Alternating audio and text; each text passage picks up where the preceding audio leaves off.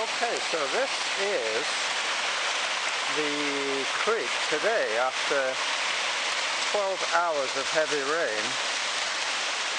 It's kind of scary. You know, I was worried that the bridge would wash out in the first year. Look at that.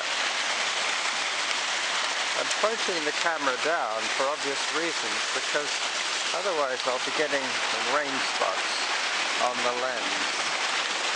As it is, the viewfinder is totally covered in rain spots. As I switch back to take a few still shots. Okay, so having taken a few photographs, I'm now almost certain that I have rain on my lens, so I'm going to leave it here as I continue my hike to the store. Up, up, up I go into the rainforest.